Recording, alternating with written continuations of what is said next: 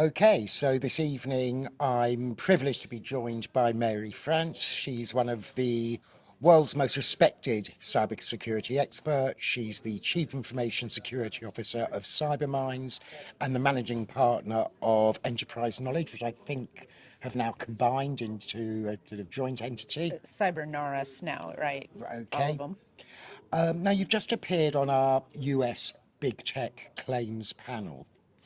And I want to ask you a fairly technical question, which is in the terms and conditions of social media firms and all big tech firms, really, there are provisions for data use. And it's kind of implicit that if somebody is providing a service for free, they get hold of your data. Mhm. But in the panel, there were discussions about data misuse. How do you pitch where that line is? Legitimate use of data that's been willingly given up. When does that become illegitimate use of data?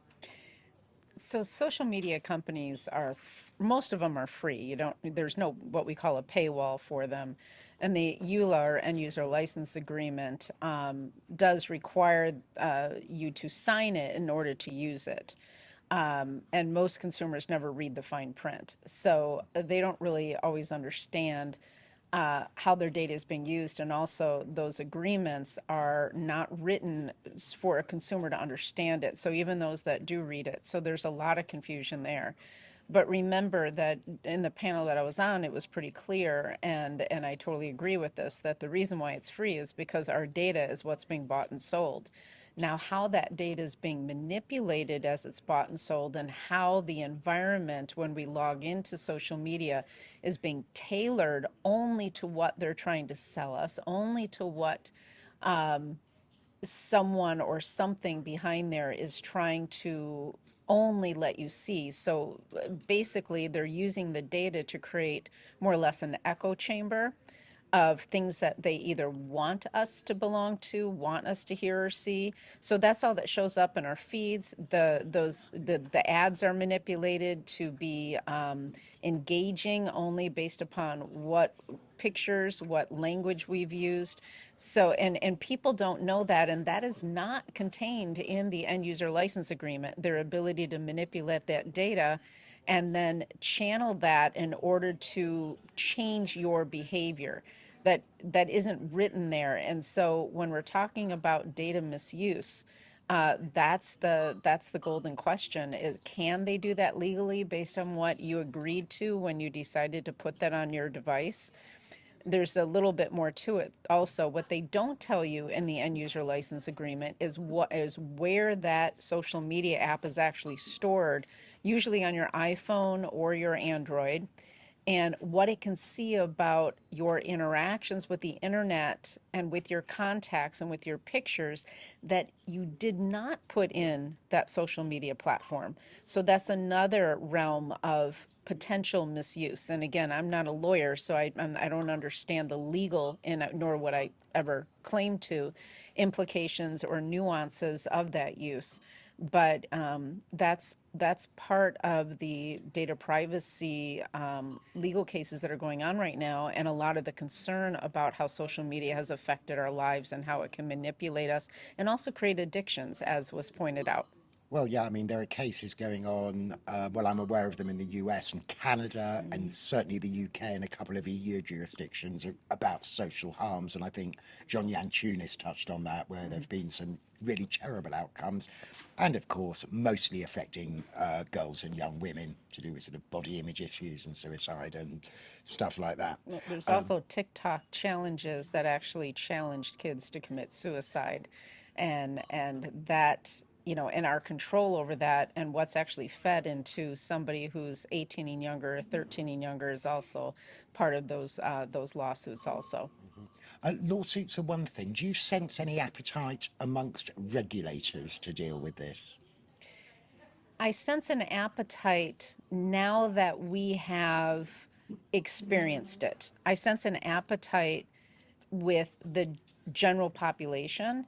However, there's a fine line between freedom of speech and what can be regulated and how it's going to happen.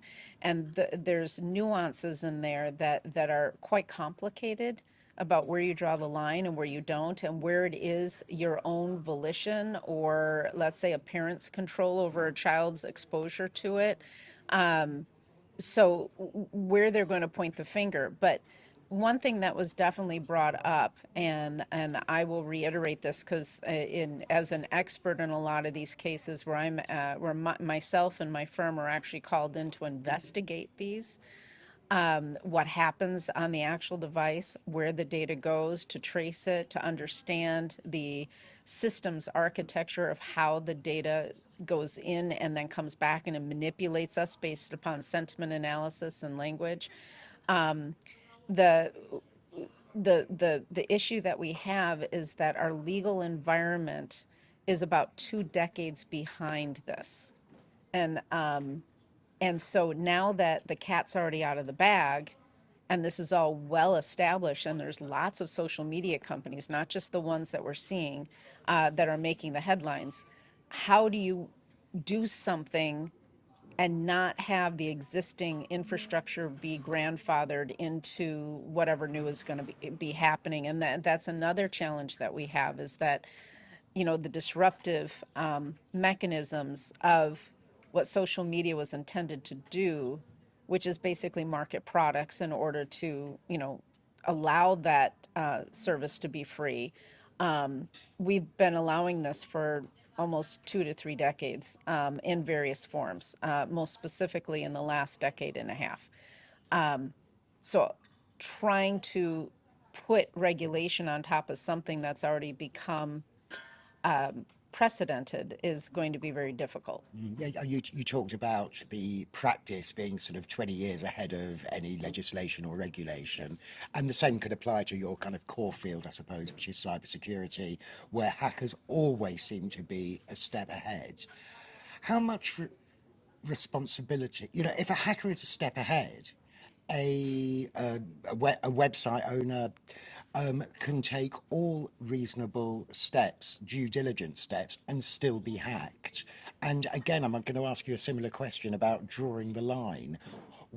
Very, very sophisticated hackers can bypass any sort of security. And in cases like that, do you feel that the website owners can be absolved of guilt? In which case, of course, there's no recourse for the hacked consumer.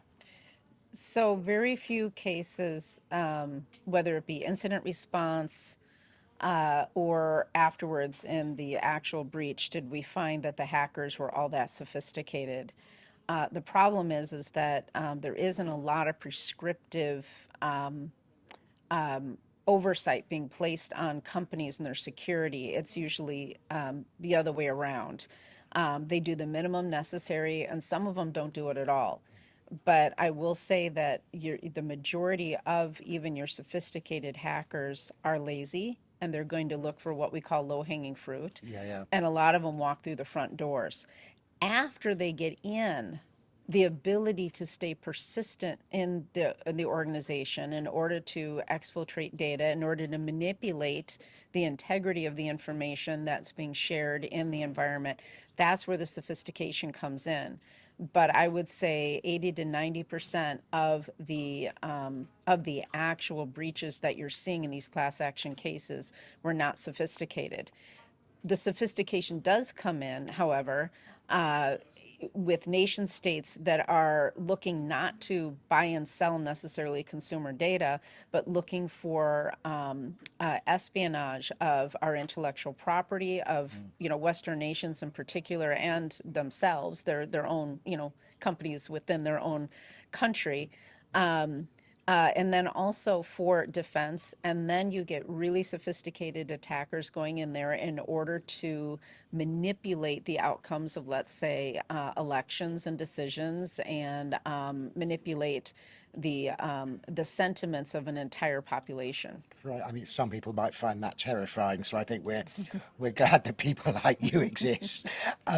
Finally, to lighten things up a bit, we've had 2 days of class actions discussion. People from all over the world have come here. How have you felt the event has gone for you?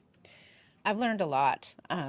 I felt that some of the discussions were absolutely fascinating. The discussion of the cases and the juxtaposition of what, as a non-lawyer, I would feel is common sense to what's actually being said by the experts trying to change the world basically through legal means, through regulatory controls and challenge the status quo. I found it fascinating, and the combined experience of the people in the room and the things that they have seen, just the conversations at my table and the conversations at dinner last night were all I can say is they were fascinating. Mary France, so has this conversation been fascinating. Thank you so much. It's been an honour. I will let you go and have a well earned glass of wine. Thank you. Thank you.